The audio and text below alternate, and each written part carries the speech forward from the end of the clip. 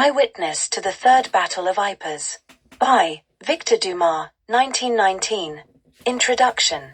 Eyewitness to the Third Battle of Ypres, written by French soldier Victor Dumas and published in 1919, is a harrowing first-person account of one of World War I's most brutal and catastrophic battles. Dumas' narrative provides a raw and intimate portrayal of the fighting in the Flanders region of Belgium during the Third Battle of Ypres, also known as Passchendale, which took place between July and November 1917. The book captures not only the horrors of war but also the deep psychological toll it takes on the soldiers who endure it. Plot summary. The call to arms. Victor Dumas, a 22-year-old farmer from the outskirts of Paris, enlists in the French army in the summer of 1916, just as the war is entering its third year. Like many young men of his generation, Dumas is caught up in the fervor of patriotism, eager to defend his country from the encroaching German forces. Initially, he sees the war as an adventure, a test of courage, but as he is thrust into the brutal realities of trench warfare, he quickly learns that the horrors of battle are far more terrifying than he could have ever imagined. Dumas' unit is stationed in northern France, and by the summer of 1917, they are preparing for what will become the Third Battle of Ypres. The battle is planned as part of the larger Allied strategy to break the German lines and advance toward the vital port of Ostend, but the soldiers are aware that it will be another deadly slog through the muck and mire of the Flanders fields. As Dumas and his comrades march towards the front lines, they know little of the suffering that awaits them in the days ahead. The muddy battlefield. The Third Battle of Ypres, often referred to as Passchendale, is one of the most infamous battles of World War I. Dumas' narrative begins with the disorienting and brutal conditions that define the battle. The soldiers are greeted by a landscape of desolation, endless trenches filled with mud, barbed wire stretching across fields, and the constant sound of artillery fire. The once fertile Belgian countryside has been transformed into a quagmire, where every step is a battle against the sucking, cold muck. The rain falls incessantly, turning the battlefield into a nightmarish morass. Dumas' descriptions are vivid, soldiers struggling to move through knee-deep mud, unable to dig trenches or take cover. The incessant artillery bombardments have shattered the land, leaving craters that fill with water, trapping men, horses, and supplies. Dumas shares the struggles of his fellow soldiers as they cope with the seemingly impossible conditions, mud so thick it clings to their boots, equipment rendered useless, and the constant fear of being struck by an unseen sniper or shell. The mental toll of the battle is evident. Dumas writes of the soldiers' growing fatigue, not just from the physical exertion, but from the relentless psychological strain. The ever-present fear of death, the cold, the wet, and the chaos all contribute to a sense of despair and hopelessness. He also reflects on the camaraderie that forms between the men, who find small moments of solace in each other's company amidst the overwhelming carnage. The First Assaults. The first assault of the Third Battle of Ypres is launched on July 31, 1917, with the goal of capturing the German-held ridges surrounding the town of Passchendale. Dumas describes the overwhelming bombardment that precedes the attack, as artillery shells rain down on the German positions. The initial optimism of the offensive soon fades as the soldiers advance through the mud, their progress painfully slow.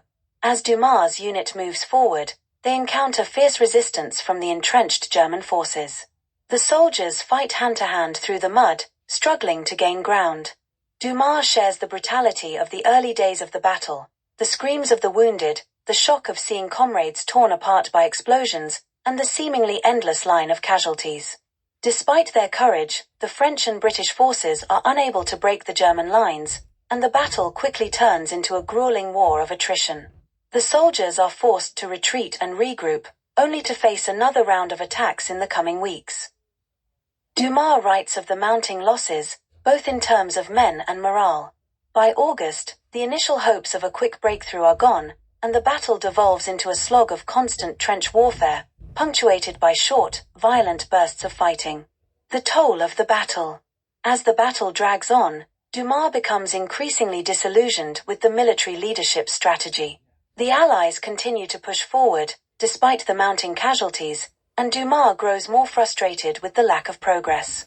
The soldiers are left to endure the horrors of war without any clear sense of purpose or victory.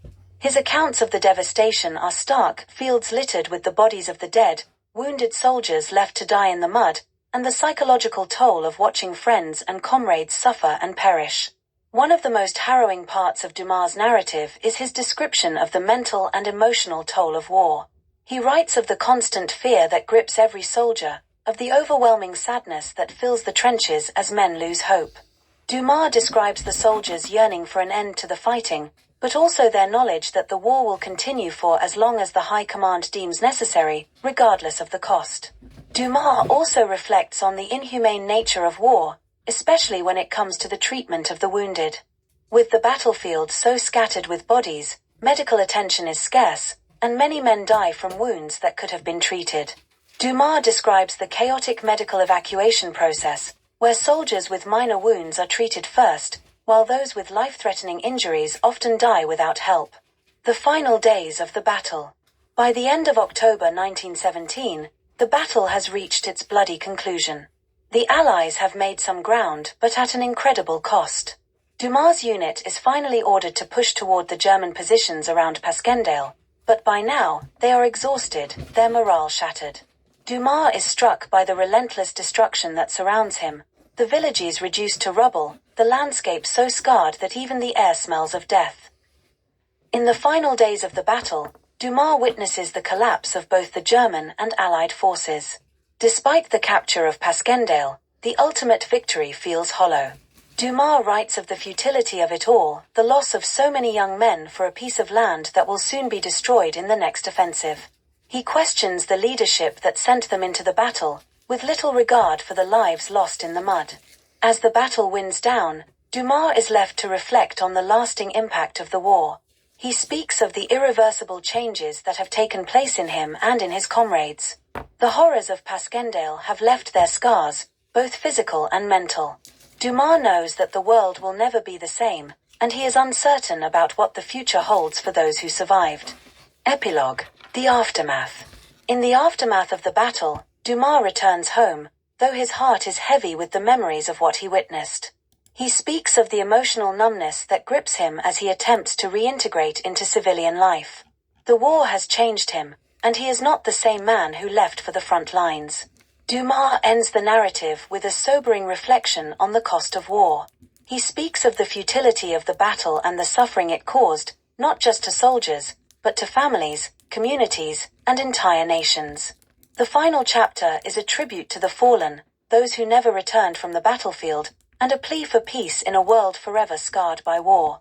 Themes and resolution. Eyewitness to the Third Battle of Ypres is a deeply emotional and critical reflection on the horrors of warfare, especially in the context of World War I. Through Dumas' eyes, the reader is presented with an unflinching portrayal of the brutality, suffering, and futility that defined the Third Battle of Ypres. The novel examines the mental and physical toll on soldiers, the sense of despair that accompanies prolonged conflict, and the moral questions raised by the leadership's decisions.